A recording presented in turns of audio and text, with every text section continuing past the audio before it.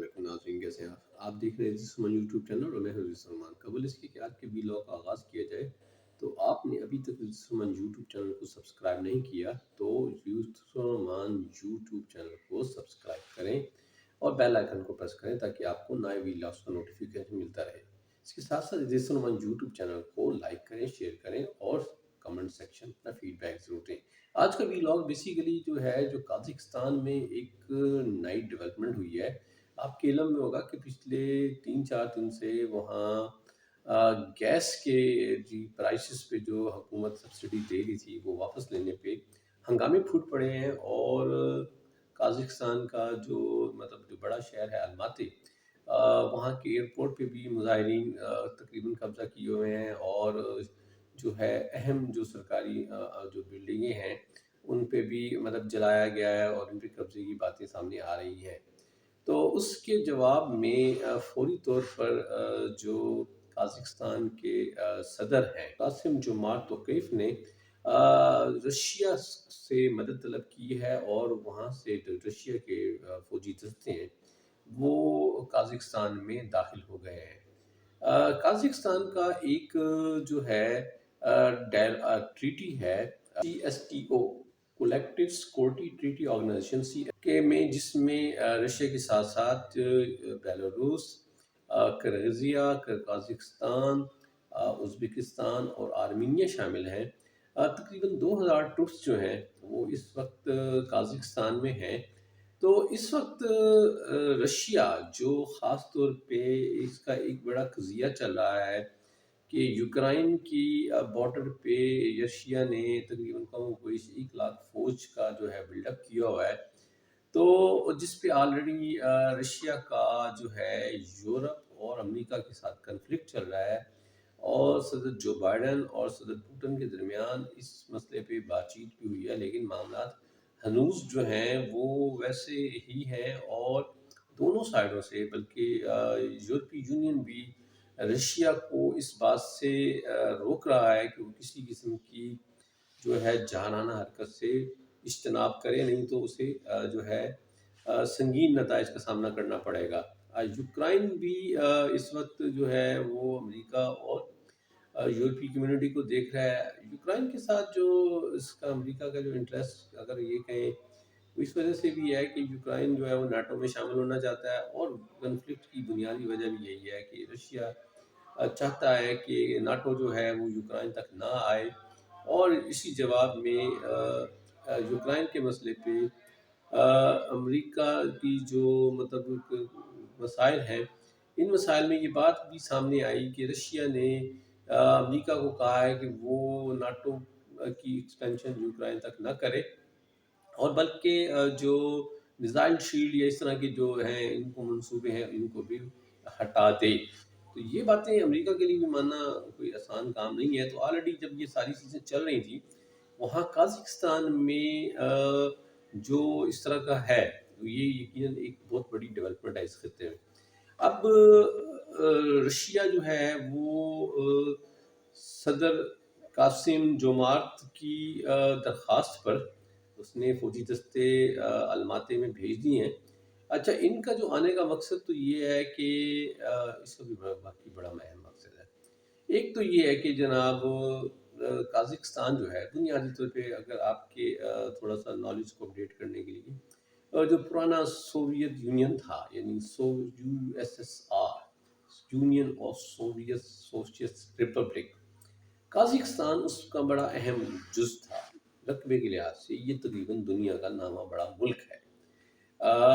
تیل اور گیس کی دولت سے مالا مال ہے، دنیا کے اسٹیبلش 12واں بڑا ذخیرہ ہے تیل کا۔ آئل اور گیس اس کا بہت بڑی اس کی ارننگ کا ذریعہ ہے اور ایکسپورٹ کرتا ہے۔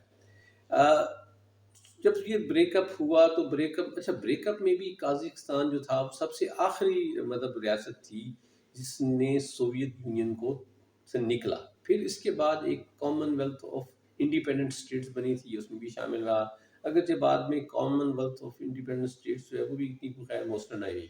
صدر نور سلطان جو ہے وہ اس کے پریزیڈنٹ تھے اس زمانے کے، اور یہ کمیونسٹ پارٹی میں ان کا بڑا عمل دخل تھا۔ تو غالب اکثریت جو ہے مسلمانوں کی ہے، اور اس سارے میں کہ یہ رشیا جو سوویت یونین کا پرانا حصہ تھا، اسٹل آج بھی مطلب رشیا کے ساتھ اس کا اچھا انفلوئنس بھی ہے، لیکن اس کے باوجود قازقستان کی تھوڑی سی جو ہے جغرافی یہ بڑی اس کو پلے کر رہا ہے، کیونکہ اس کے ایک طرف اس کا جو ہمسایہ ہے وہ چائنا بھی ہے، کیونکہ تیل اور گیس کی دولت سے مالا مال ہے، اور اس وقت اس کی انکم کا بہت بڑا ذریعہ بھی یہی ہے۔ اس سے ماضی میں قازقستان جو ہے وہ اپنی ایکسپورٹ کے لیے رشین نیٹ ورک استعمال کرتا ہے، یعنی رشیا کی جو پائپ لائن تھی گیس کے حوالے سے وہ استعمال کر رہا تھا، لیکن اب اس نے اس حد تک رشیا پہ بھی اپنا انحصار کم کر دیا ہے، اور اس کا اپنا انڈیپینڈنٹ سسٹم ہے۔ قازقستان کی ایک تھوڑی سی ورسٹیلٹی یہ بھی ہے کہ وہ ایک ہی وقت میں، جبکہ وہ سوویت یونین کا حصہ تھا، پھر ماسکو کے ساتھ اس کے تعلقات آج بھی مثالی ہیں، پھر اس کے علاوہ کولیکٹو سیکورٹی ٹریٹی آرگنائزیشن میں بھی شامل ہے، تو رشیا کے ساتھ تو اس کا ظاہر ٹلٹ ہے، لیکن اس کے ساتھ ساتھ قازقستان کا جو ہے یورپ کے ساتھ اور امریکہ کے ساتھ بھی اچھا تعلق ہے۔ کافی حد تک امریکی انویسٹمنٹ بھی جو ہے وہ آئل اینڈ گیس سیکٹر میں قازقستان میں امریکہ کی انوالومنٹ ہے۔ تو اس سارے کے باوجود یہ ایک قازقستان کی جو ملٹی کی جو جہتیں ہیں اس کو بڑا ممتاز کرتی ہیں۔ اب ہوا یوں کہ گیس بھی دیکھیں اس کی اپنی ہے، آئل بھی اپنا ہے، تو وہ اپنی عوام کو سبسڈی دیا کرتا تھا۔ تو اب آپ کو پتہ ہی ہے کہ اس وقت جو ہے گیس، ہمارے یہاں بھی مسئلہ ہے، صبح چولہا جلائے تو چولہا نہیں جلتا، چولہا جل جائے تو پھر چائے بھی نہیں پکتی۔ تو ہم بھی پاکستان میں ایک بڑے شدید بحران کو فیس کر رہے ہیں، ہماری بھی گیس جو تھی وہ پھونک دی گئی۔ اس پہ میں آپ سے کسی دن یقیناً جلد ہی تفصیلاً میں بات کروں گا کہ ہماری گیس کیسے پھونکی گئی، یا ہماری گیس کون چرا کے لے گیا۔ تو بہرحال اب گیس بھی ان کی اپنی تھی، لیکن ریاست سبسڈی دے رہی تھی، عوام بھی مزے سے چل رہے تھے۔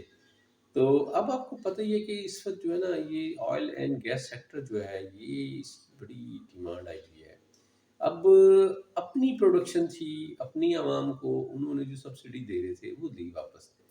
تو عوام بکھر گئے اور بکھر گئے۔ اب جب عوام بکھرے تو یورپ کے اندر اس کو دیکھا گیا یا امریکہ کو دیکھا گیا کہ جی شاید کلر ریولوشن آیا، کیونکہ کلر ریولوشن سوویت ریاستوں میں مطلب جو ہے انہوں نے مطلب جو چیزیں تھیں، پرانا نظام تھا، کیونکہ بنیادی طور پہ کہنے کو سو کارڈ جمہوریتیں ہیں لیکن جمہوریتیں نہیں ہیں، وہی سسٹم چلا آ رہا ہے، وہ ڈکٹیٹرشپ ہے پچھلے 30 سالوں سے۔ مطلب صدر نور سلطان صدر نور سلطان کے بعد جو ہے وہ جو چلتا چلتا چلتا اب صدر قاسم جماعت پہ آیا ہوا ہے۔ تو بہرحال قازقستان نے ایک کام یہ ضرور کیا کہ اسٹیبلٹی تھی، لیکن یہ جب سے کووڈ آیا اور اس کے بعد جو دنیا کی معیشتوں پہ جو دباؤ ہے، اور اس کی وجہ سے جو بیسیکلی انفلیشن بھی بڑھا ہے، اور پلس جو ہے وہ کاسٹ آف جو پروڈکشن ہے وہ ہر چیز کی بڑھ گئی ہے، تو اس لیے وہ گیس جو تھی جو ان کے اپنے ملک کی پیدا ہونے والی گیس تھی، وہ اس پہ جو سبسڈی دے رہی تھی ریاست اس نے واپس لے لی، تو اس کی وجہ سے یہاں یہ مسئلہ شروع ہوا۔ اب اس پہ معاملات بہت زیادہ بگڑ گئے ہیں، حکومتی کنٹرول نہ ہونے کے برابر ہے۔ الماتی کا جو ایئرپورٹ ہے وہ مظاہرین کے تقریباً قبضے میں ہے، اس کے علاوہ شہر کی جو اہم بلڈنگیں ہیں، تو اس چیز کو بچانے کے لیے تو صدر قاسم جومارٹ نے رشیا کو طلب کیا، اس کی مدد طلب کی، اور رشیا نے جو کہ اس کا کسٹوڈین ہے کولیکٹو سیکورٹی ٹریٹی آرگنائزیشن کے اندر، تو اس نے اپنے 2000 دستے، اچھا یہ 2000 دستے جو بھیجے ہیں، اس سے مطلب یوکرائن کے ساتھ جو رشیا کا رولا چل رہا ہے اس پہ قطعاً کوئی تبدیلی نہیں آئے گی۔ یہ دستے اس نے قازقستان کے آس پاس کے جو ریجن ہے وہاں سے بھجوائے ہیں۔ اس کے علاوہ اس میں کچھ انوالومنٹ جو تھوڑی سی ہے وہ بیلاروس، آرمینیا، اور اس کے علاوہ ازبکستان اور کرگزستان سے بھی ہے۔ تو اس سے ایک تو سمبولک جو ہے